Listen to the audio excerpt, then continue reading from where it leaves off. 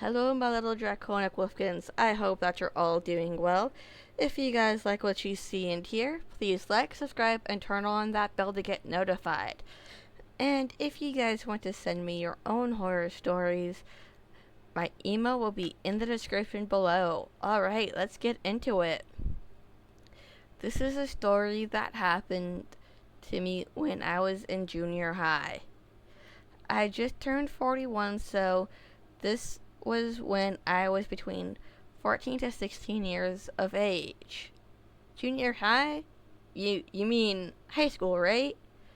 Because I was in high school between 14 to 16.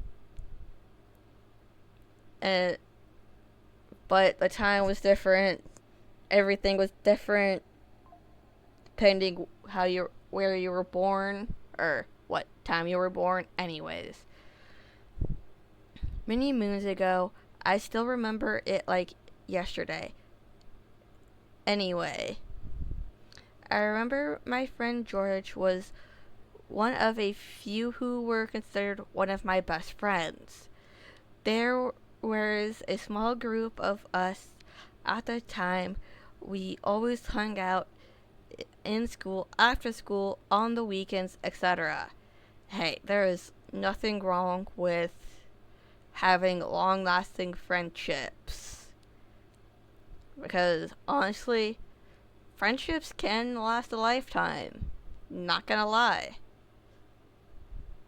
Well, anyway, I remember this was when my friend's George's mother had just bought a house from her boyfriend's neighbor because her boyfriend knew she was tired of living in an apartment and was looking for a house, and he saw this as a perfect opportunity since it was next door to his family's house he grew up in and actually still lived with his family and cousins at the time. So, big family and still live together. I know in some cultures, families living together is a big deal. And as for the apartment, apartments can be nice depending on the location, but it's not really ideal, especially for like little kids.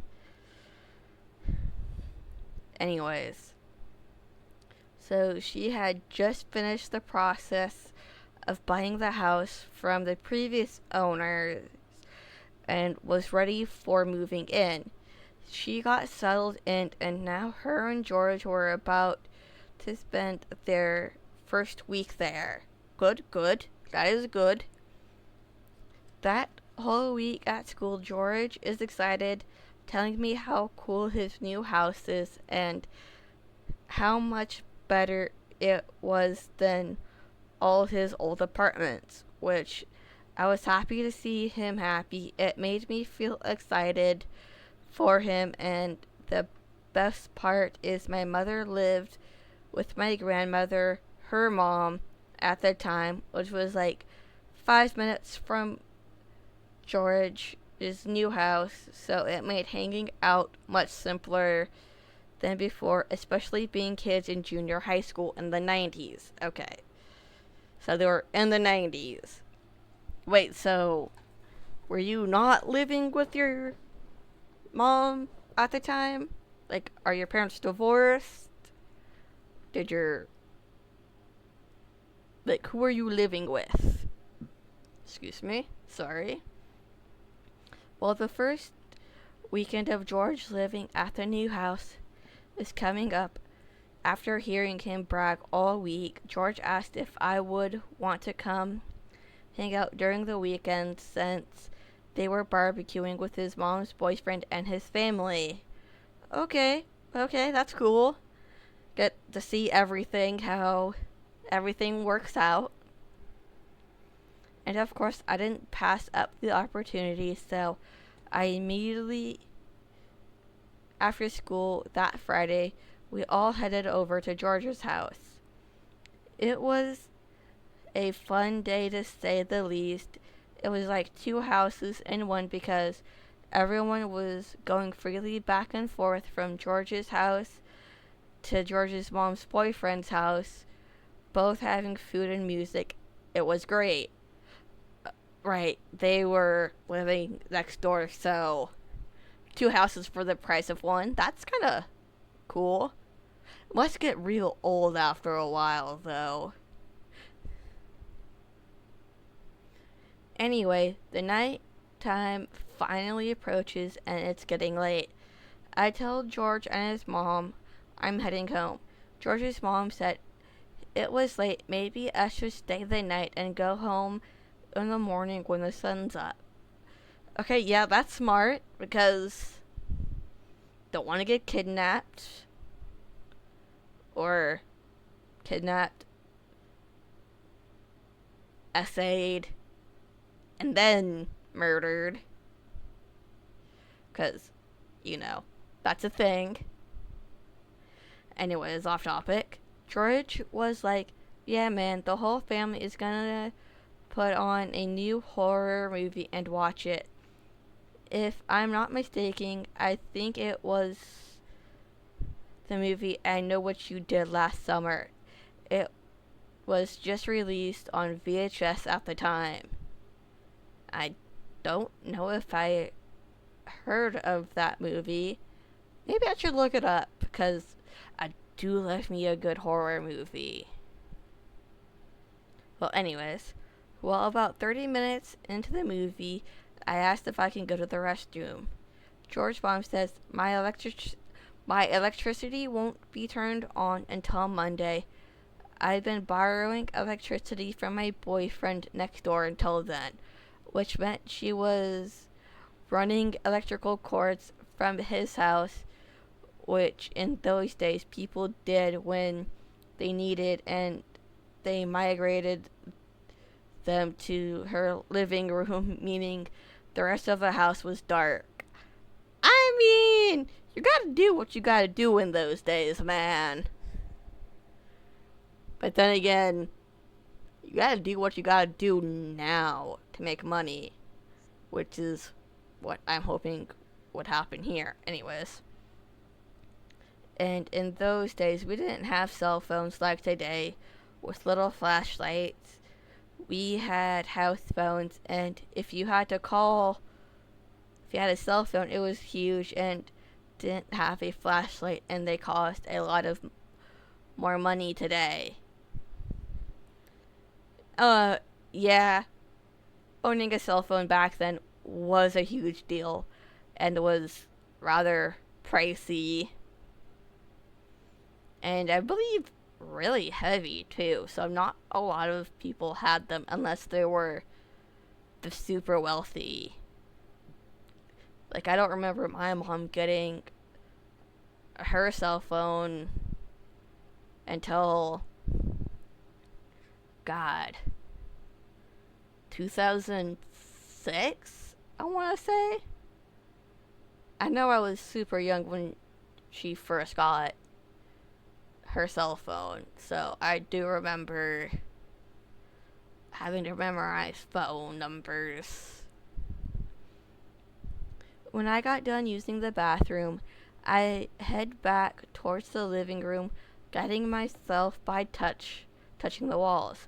I decided to detour to the kitchen to get something to drink out of the ice chest. I saw a silhouette of a woman in what looked like a 1950s style dress, but a fancy one. She had a big hat, roses on it. Okay, that's not weird. The top part of her dress hugged her figure, but the bottom part was wide like a bell. It was an old-fashioned style dress. Yeah, I could see that. Times do change, and of course clothes come and go. Some return, some don't. Some you pray never return again, but somehow do. I assume it was George's mom's boyfriend's grandma. I told her, excuse me, I didn't see you there because it's dark without flashlight, and went about my way to the living room where I could see much easier to due to the TV being a big screen. Man, I remember having that giant ass TV that it was so heavy, and you have to turn on channel 3. I know all of my viewers, from what I've seen, is ages from 24 to 34. So, y'all know what I'm talking about. And then a younger generation be like, what the fuck is she talking about? Y'all, you don't understand how heavy that damn thing was. Like, I swear to God, you had to be like the Hulk or Superman to lift that thing. I'm getting off topic with my ranting. I told George's mom, sorry, I almost didn't see your boyfriend's grandma in the kitchen, but don't worry, she's safe. That's when they all looked at me like I was crazy. Everyone's jaw dropped. Oh my God. Plot twist. That's when George's mom's boyfriend was like, Grandma?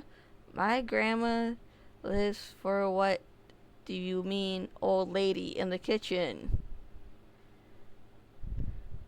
What? So he walked in there trying to get light from his lighter, but no one was there. He searched the whole house. No one. What in the actual fuckaduck?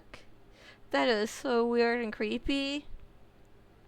That's when he asked me how this lady looked. I described her as the lady who had a great taste in clothing because it was a fancy 1950s style dress with a huge hat that had roses on it.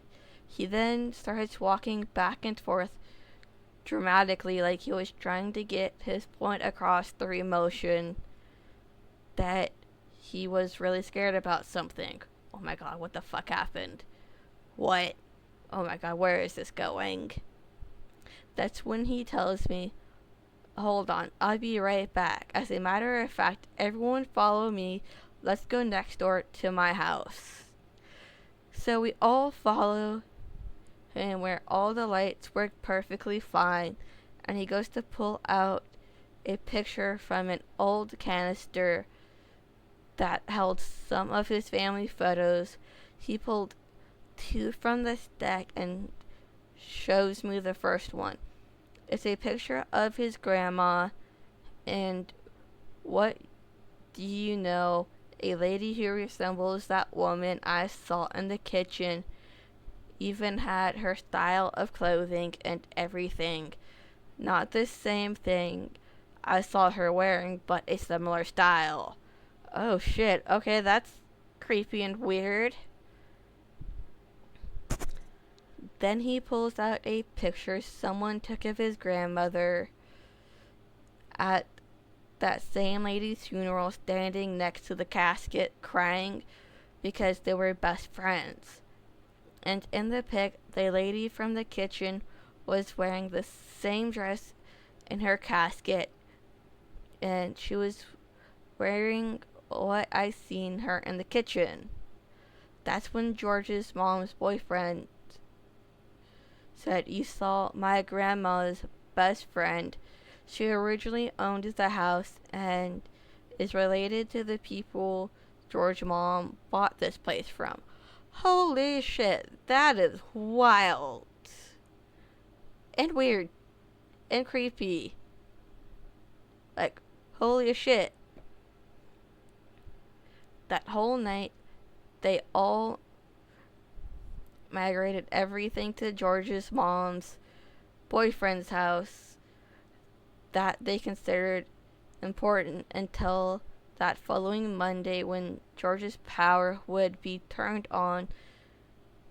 They didn't want to be in there while there was no electricity. I don't blame them, honestly, because that is terrifying. And George's mom did not want to run into her in the dark. George didn't seem to mind. He thought it was cool. Like I mentioned in the beginning, I just turned 41, and I remember everything about that day and what led up to that day like it happened yesterday. Anyway, I thought I'd share with this community. You can help pass on the story wherever you find yourself at a campfire and want to share or scare your family and friends. Maybe have a barbecue while doing it. Haha. The people in the story I didn't refer by name was intentional to keep them private. You know what? That is fine. There is nothing wrong with changing names for privacy reasons, but